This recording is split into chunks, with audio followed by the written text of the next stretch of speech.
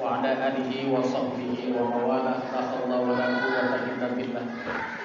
Asyhadu an la ilaha illallah wa asyhadu anna Muhammadan abduhu wa rasuluh.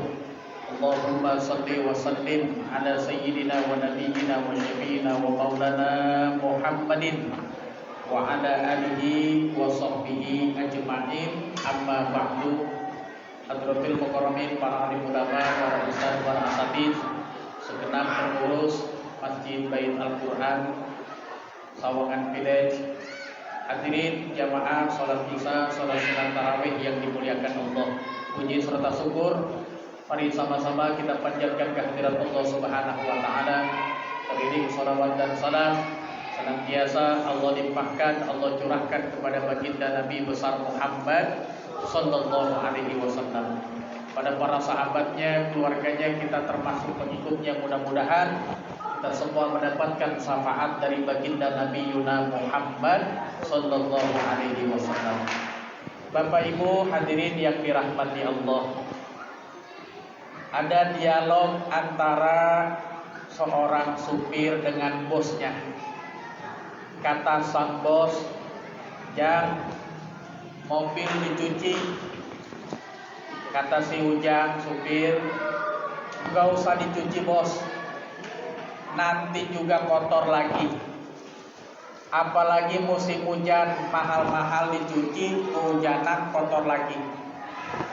Bosnya diem baik, enggak ngomel, enggak. Jalan dan tuh seperti biasa, ke kantor, kemana. Jam 12 mampir sholat zuhur, habis itu masuk mobil jalan lagi. Asar mampir sholat asar, habis itu jalan lagi. Kata supirnya, "Bos, ini kita sholat doang kagak makan. Perut saya udah dangdutan." Bukan keroncongan lagi, dangdutan. "Perut saya udah keroncongan bos, belum makan ini kita, lapar." Kata bosnya, "Enggak usah makan, nanti juga lapar lagi." Kata si Ujang, "Oh iya, berarti mobil mesti dicuci. Mobil mesti dicuci." Hadirin yang dirahmati Allah, kalau motor mobil kita kotor, cuci. Kotor lagi, cuci lagi. Kotor lagi, cuci lagi. Kita lapar, makan. Lapar lagi, makan lagi. Lapar lagi, makan lagi. Kita bikin dosa, taubat. Bikin dosa, taubat lagi. Bikin dosa, taubat lagi. Bikin dosa, taubat lagi. Sampai kapan? Sampai bosen bikin dosa. Sebab kalau dosa tidak diistighfarin, dosa tidak ditaubatin, itu bakal ada pembalasan di akhirat.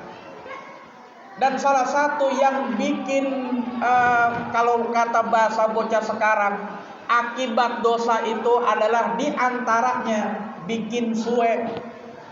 Ini ibu-ibu sini tahu kagak suwe? Dosa itu bikin sial.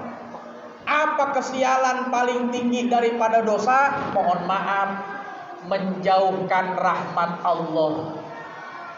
Menjauhkan rahmat Allah itu akibat dosa.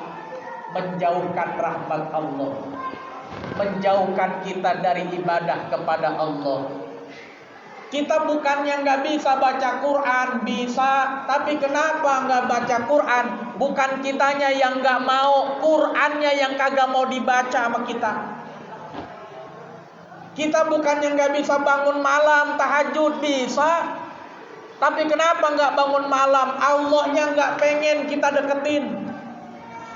Kita bukannya kagak mau sedekah, lewat tromol, tapi kenapa nggak sedekah? Bisa dari tromolnya emang kagak mau diisi sama kita. Kita nggak mau hadir di majelis taklim, padahal di masjid ini ada kajian, ada pengajian, tapi kita ada di rumah. Bukannya kita kagak mau, majelisnya yang nggak mau kita datengin. Itu akibat daripada kesialan dosa yang kita lakukan. Maka kalau perempuan, mohon maaf, menstruasi, Perempuan menstruasi datang bulan, dia nggak boleh baca Quran. Haram hukumnya baca Quran. Dosa baca Quran. Kapan dia boleh? Nanti kalau udah mandi junub, baru boleh baca Quran. Nah kalau kita hadirin yang dirahmati Allah, ibadah kagak bisa, ini kagak bisa, itu kagak bisa, maka kita mesti mandi pakai air tobat. Mesti mandi pakai air taubat. Makanya hadirin yang dirahmati Allah, hikmah daripada puasa Ramadan, hikmah daripada ibadah Ramadan, kata Allah Subhanahu wa taala dalam Quran, la'allakum tattaqun, biar kita jadi orang-orang bertakwa. Tuh, wasman somahu, kata Nabi dalam Bukhari Muslim diriwayatkan, man somahu, orang yang puasa Ramadan, wa qomahu, orang yang ibadah Ramadan, tadarusnya kah, qiyamul lailnya kah, baca Qur'annya kah, sedekahnya kah, itikafnya kah, zikirnya kah, apa aja yang dilakukan di Ramadan, ibadah landasannya iman kepada Allah, kharaja min junubihi kayaumin waladat ummu, 1 Syawal nanti dia bagaikan bayi yang baru dilahirkan dari rahim ibunya, bersih suci tanpa dosa. Alhamdulillah. Itu hikmahnya puasa Ramadan tuh, diampunin dosa-dosa kita. Makanya hadirin yang dirahmati Allah, ini bulan taubat, bulan digugurinnya dosa-dosa. Maka kita taubat dari dosa-dosa besar. Yang tadinya kagak sholat jadi sholat, yang tadinya kagak qiyamul lail, yang tadinya kagak baca Quran, baca Quran, yang tadinya kagak sedekah tiap malam. Makanya hadirin yang dirahmati Allah nih, jangan sampai kagak bawa duit. Barang 2000 mah isi tuh. Sebab di Ramadan kalau hari biasa 1 dibalas 700, kalau Ramadan 1 dibalas 700 dikali 10, 70.000. Yang wajib 70 kali lipat pahalanya, yang sunnah jadi wajib. Jadi kita sholat sunnah dihitung wajib, sholat wajib kita 70 kali lipat dikalikannya. Makanya bawa arang 2.000 mah, besok malam ya nikah 3.000, malam keempat 4.000, malam ke-17 17.000, malam ke-20 20.000. Lebih banyak ini kalau 20.000 seorang. Siapa tahu malam Lailatul Qadar kita kagak tahu, gara-gara sedekah seperak 2 perak dilipat gandakan kali 1000 bulan. Alhamdulillah. Apalagi orang di luar kita, dia mah sedekahnya, kita mah zakat 2,5%. Lah kalau dia mah perpuluhan 20%, 30% begitu. Nih makanya hadirin yang dirahmati Allah, diampunin dosa kita.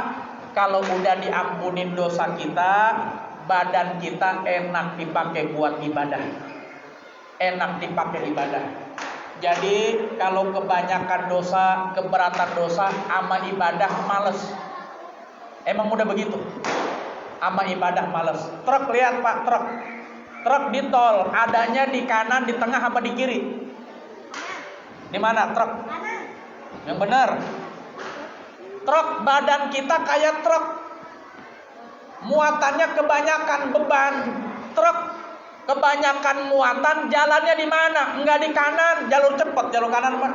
Enggak di tengah, jalur lambat, jalur kiri, pelan aja. Kenapa dia pelan? Keberatan beban. Maka kalau badan kita kebanyakan dosa, ama baca Quran males, ama qiyamul lail males, ama tahajud males, boro-boro puasa sunnah mah, kebanyakan beban. Satu. Yang kedua, kita males ibadah, tergantung bahan bakarnya. Maka kalau ada barang yang haram yang masuk ke tubuh kita dari jalan yang tidak halal, itu juga yang ngeberatin kita buat ibadah. Itu yang ngeberatin buat ibadah. Kayak motor, hadirin yang dirahmati Allah. Motor kalau bahan bakarnya air bisa jalan nggak? Mobil bahan bakarnya air bisa jalan nggak? Enggak. Makanya ada orang yang sholat zuhur enggak, asar enggak, maghrib enggak, patut dicurigain bahan bakarnya air. Yang haram mulu masuk ke dalam tubuhnya. Makanya zuhur enggak, asar enggak jalan. Ada mobil motor bahannya campuran. Kalau motor mobil bahan bakarnya campuran, jalannya kencang apa endet-endetan? Endet-endetan. Maka ada orang zuhur sholat, asar enggak, maghrib sholat, isya enggak, patut dicurigain. Jangan-jangan makanannya tar haram, tar halal. Makanya endet-endetan ibadahnya. Coba kalau yang bahan bakarnya bagus mah. Apa bahan yang bakar bagus? Pertamax turbo. Kira-kira jalannya cepet apa enggak? Nah, muslim zuhur sholat, asar sholat, maghrib sholat, qiyamul lail sholat, ibadah yang lain sholat. Nah, itu bahan bakarnya, makanannya yang bagus-bagus doang, yang halal-halal doang. Makanya dipakai ibadahnya enteng. Makanya hadirin yang dirahmati Allah, kenapa ini puasa Ramadan 30 hari? Kenapa puasa Ramadan 30 hari? Salah satunya dalam tafsir Nabi Adam alaihissalam gara-gara makan buah khuldi, dalam tafsir buah tin namanya, diturunin dari surga ke dunia. Taubat Nabi Adam 30 hari mohon ampun sama Allah, enggak diampunin. 30 hari taubat enggak diampunin. Kenapa? Ternyata punya selidik. Barang haram yang masuk ke tubuh kita, dia bakal mengendap dalam tubuh kita dan jadi daging, jadi darah, jadi asam hati, dari protein, karbohidrat, itu ngendep di tubuh kita 30 hari. Makanya Nabi Adam taubat 30 hari enggak ditegur, enggak dikabulin sama Allah, sebab ada benda haram dalam tubuhnya. Makanya kita puasa 30 hari. Kalau puasanya benar, mohon maaf, yang beratnya 55 bisa turun 53, lumayan 2 kilo. Benar apa enggak nih? Yang 70 bisa turun 68, 2 kilo kemana? Hilang. Itu caranya Allah ngilangin. Mungkin mohon maaf ada barang haram yang masuk ke tubuh kita, sengaja atau tidak, sadar atau tidak, maka dikurangin dengan berpuasa. Caranya Allah. Maka hadirin yang dirahmati Allah, hikmah terbesar dari puasa ibadah Ramadan menjadi kita orang bertakwa yang pada akhirnya, hadirin yang dirahmati Allah, diampuni dosa-dosa kita. Amin ya rabbal alamin. Terakhir, harapan saya, harapan semua, harapan pengurus, harapan semuanya, jangan berubahnya di Ramadan doang. Jangan berubahnya di Ramadan doang. Jadikan ini Ramadan sebagai perubahan untuk seluruh hidup kita. Habis Ramadan begini juga. Gitu. Jadikan ini momentum Ramadan perubahan dalam kehidupan kita. Hadirin yang dirahmati Allah, mohon maaf, tetangga saya ada yang meninggal, 2 orang meninggal 1 hari sebelum puasa. Meninggal. Enggak sakit, enggak apa. Cuman masuk kamar mandi, lemes, pingsan, masuk ICU 12 jam, enggak sadarkan diri, meninggal dunia. 2 orang. Maka hadirin yang dirahmati Allah, enggak ada jaminan Ramadan besok kita ketemu lagi. Betul enggak? Jangankan Ramadan tahun depan, entar aja keluar pulang ke rumah belum tentu kita nyampe. Makanya al-umru yanqus wasinu yajdan. Umur itu berkurang, usia bertambah. Umur kita berkurang, usia bertambah. Makanya mohon maaf nih, saya ngelihat nih, mohon maaf, ada yang di atas 50, di atas 60. Udah nggak usah pakai ulang tahun tiup lilin, kagak usah. Bid'ah itu bid'ah. Udah 60 tahun pada tiup lilin, panjang umurnya. Apaan? Kata ulama dalam tafsir, umur itu berkurang. Maka kalau mau dinyanyiin, habis umurnya, tinggal sisanya.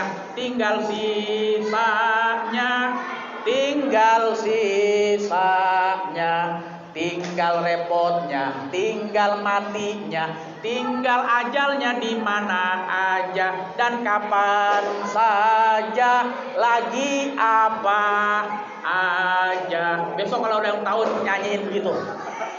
Kata dia, lu nyumpahin gua, lu begitu katanya. Artinya introspeksi diri. Umur berkurang, usia bertambah, jatah umur kita setiap saat berkurang. Pada hakikatnya makin dekat menuju kematian. Mudah-mudahan kita bisa mengisi Ramadan ini dengan sebaik-baiknya, puasa dengan betul, ibadah yang mulai dengan betul, dan ibadah-ibadah yang lain. Allah terima amal ibadah kita, Allah ampuni dosa kita, Allah jadikan kita hamba-hamba Allah yang bertakwa. Amin ya rabbal alamin. Billahi taufiq wal hidayah. Wassalamualaikum warahmatullahi wabarakatuh.